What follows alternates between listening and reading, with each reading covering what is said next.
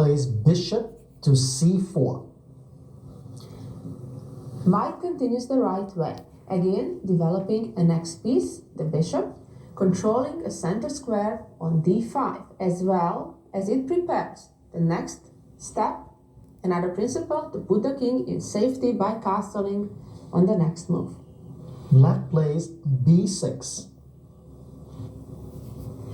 Black further delays the development of the king's side and putting the king in safety.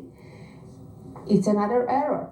It's better to do bishop to g7 instead of b6 first. Again, b6 does not directly control the center. White plays castle. White follows the third principle that we've been mentioning, putting the king into safety. That's very, very important. You will see what happens to black when black delays it too long. Black responds with bishop b7.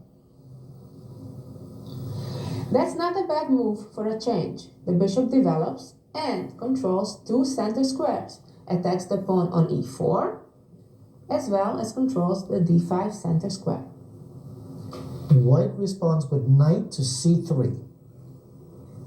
This move develops, protects the pawn on e4 that was hanging, as well as controls a second center square on d5. And now black plays bishop to g7. Finally, it was about time. That's a good move. Black develops and controls two dark center squares on e5 and on d4. Also prepares to castle. And now white plays bishop to f4. White continues developing. Finally, all the pieces are developed very nicely, all of them controlling the center. This bishop controls the e5 square. Black plays knight to b4. That's another common mistake that a lot of beginner players do. They move the same piece twice early in the game. That's a mistake. The first thing you should do in the beginning of the game, move each piece out once to develop. As we said, preferably towards the center, not to the edge of the board. Put your king in safety. And that is black's problem, that black is delaying and delaying, castling, putting the king in safety. You'll see white's not so good to move the same piece over and over. White plays queen to d2. This is a very typical move. It has many purposes. The most obvious one is to putting a double pressure on the knight on h6. That's very much misplaced. Also, a more general idea of the move is to connect the two rooks, which is very good to do. Black plays knight to g4. Black had not much of a choice. Because the bishop was attacking the knight had to move, otherwise black would lose a piece, of course. Now, moving backwards is naturally not very tempting to do. That's why black went to g4, but that has its own problems, as we'll see very shortly. Now white plays knight to b5. Okay, so the move is knight to b5. It has a lot of threats. Directly, the queen is attacking the knight, which is a discovered attack because the knight moved. Also, the knight itself has a direct attack on to the c7 pawn to capture it, making a 4. So it's a very, very serious threat. Black retreats the knight to a6.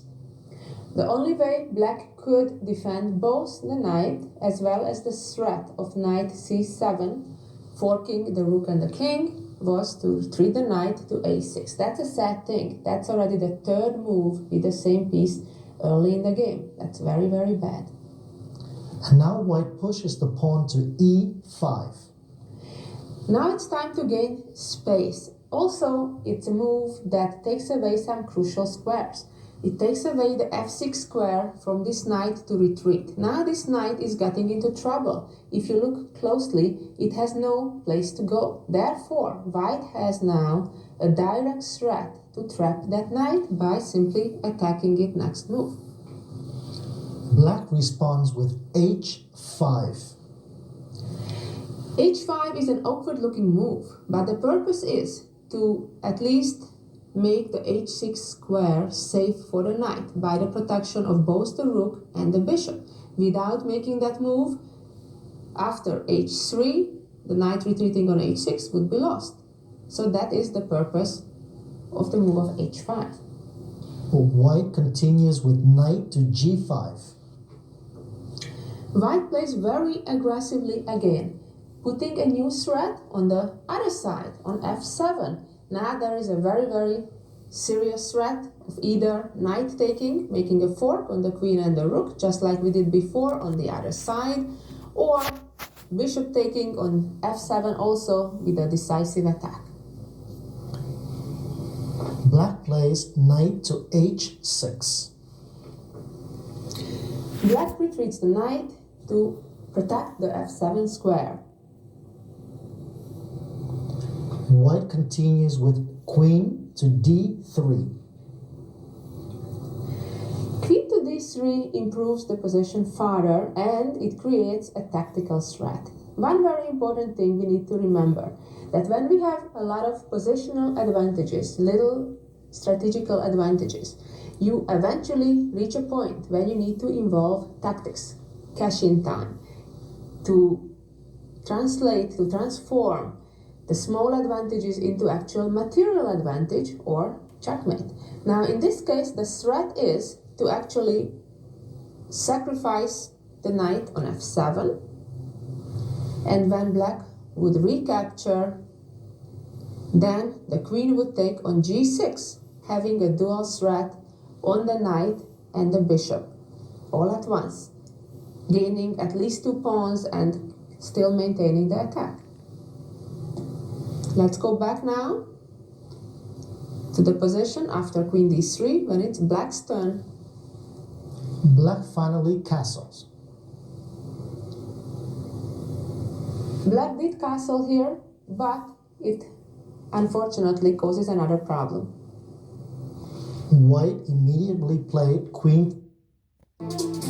For white could capture the pawn on g6. Now black is in serious trouble. There is a threat to checkmate on h7, and there is only one way to protect against that. Rook to e8. Black needed to make some space for the king to try to run towards f8. White now plays knight takes f7. Of course, this is a totally winning position for white, and there are many ways to win, but here comes the fastest one. Knight takes on f7. Now this creates a direct threat on the queen, as well some discovered other checks, moving away the knight and checkmating very quickly, as we'll see. Black captured the knight with knight takes f7. Black didn't have much of a choice if he didn't want to lose his queen, but this also ends the game very quickly. White played bishop to h6. White could recapture the knight on f7, which would also lead to pretty quick checkmate, but the actual quickest way to end the game is to use another pin.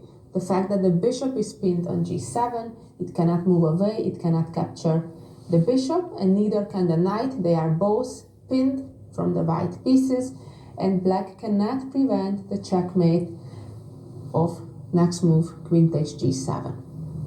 Well, this game was a very good example of what happens when white follows all the right principles as of developing the pieces, controlling the center, putting the king in safety, while black, on the other hand, breaks all the rules by not controlling the center, developing the pieces in the wrong direction, and delaying castling too far. Of course, only beginner players would play like this as black.